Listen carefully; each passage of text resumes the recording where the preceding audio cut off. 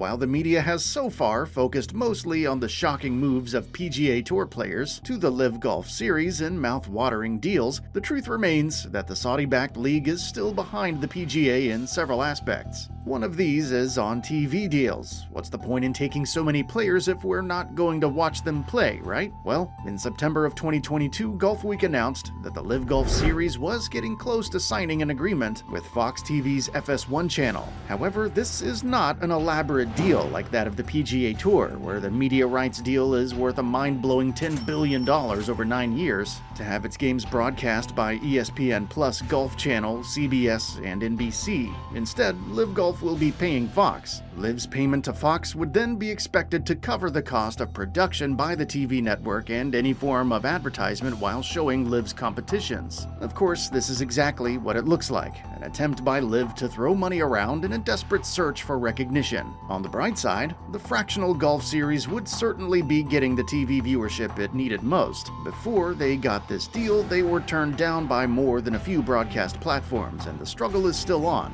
However, LIV has denied the rumors surrounding the nature of the deal with Fox. On the other hand, top streaming platforms, Amazon and Apple TV, which recently spent billions of dollars on NFL and baseball games respectively, have said a big no to the LIV Golf Series. Let's dive into the details and what the future holds for LIV. Welcome to Golf Links. Don't forget to subscribe to this channel for updates on new video drops.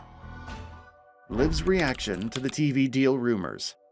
Just 2 weeks ago, the LIV Golf Commissioner Greg Norman stated on a Chicago radio station that a couple of television stations were already bringing offers to the table. Later, a statement was released by LIV Golf where they revealed that plans on broadcast rights would not come ahead of its game schedules in its debut year. It further stated that reports on already signed TV deals were inaccurate. The statement would also say, quote, "We warned that no one should come to conclusions regarding probable given media rights. We reiterate that we remain in the middle of negotiations with numerous media outlets," end quote. While denials and subsequent contrary results remain part of the game, we're still unsure of the Fox Sports deal situation. However, if anything, we believe the deal with Fox Sports may be unlikely, considering the big TV brand had at some point suspended airing of the US Open back in 2020. The chances of Greg Norman using his influence to get Fox Sports in line is further not helped by the fact that the Australian golf veteran was fired by the broadcast network back in 2016 on the back of allegations such as poor on-air performance and lack of knowledge of non-Australian golfers.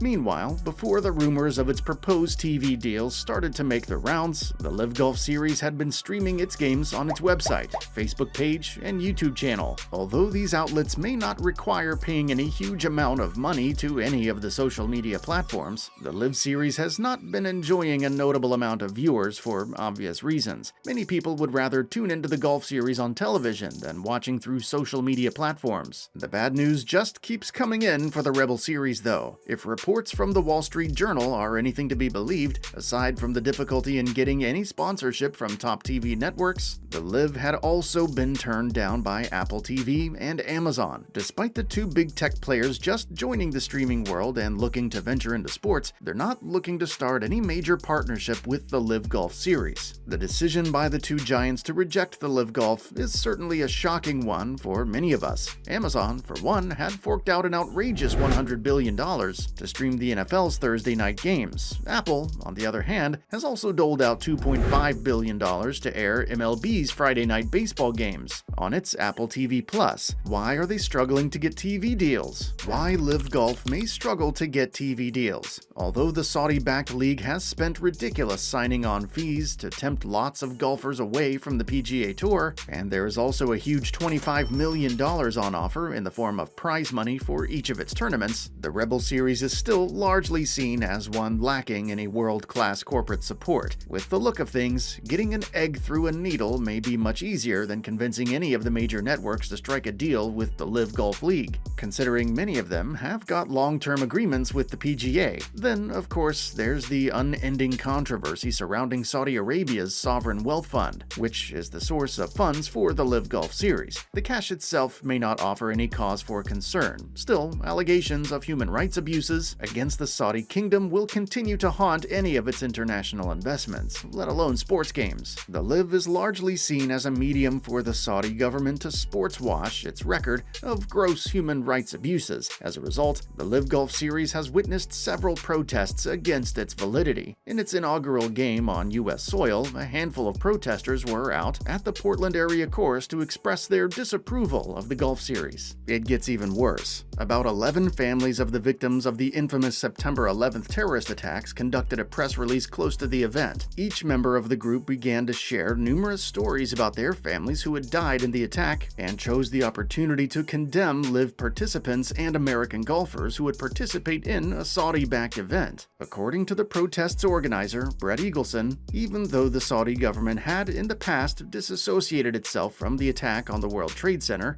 FBI documentation had incriminated the Saudi government in the terrorist strikes. During the press conference, Brett Eagleson said, quote, "It is our duty to inform the world and these golfers about the message. If, after they realize all these, and still go on to take the Saudi government's money, well, in that case, we have said our bit. We have carried out our job, and now it's between the organizers, the golfers, and their creator. I hope they find it easy to sleep at night knowing the things we know, our sad stories, and looking at the discomforts in our eyes," end quote. At the Pumpkin Ridge Golf Club, where LIV Golf had staged one of its other inaugural events, it sure did deliver on its promise of bringing up a reformative tournament experience. However, many would continue to question the source of the funding for the breakaway league. Brett Eagleson's group and many similar protest groups are hell-bent on reminding the world about how the LIV Golf is being funded. While the rumored involvement of the Saudi government in the September 11th attacks may be considered the primary motive of their protest, they also used the press conference to draw attention to many reports of human rights violations by the Saudi monarch, including the murder of popular Saudi journalist Jamal Khashoggi. The journalist, a columnist for the Washington Post, was also a staunch critic of many of the Saudi government's unceremonious rule.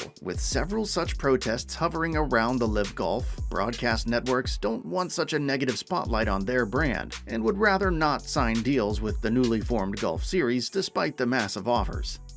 What's next for LIV Golf?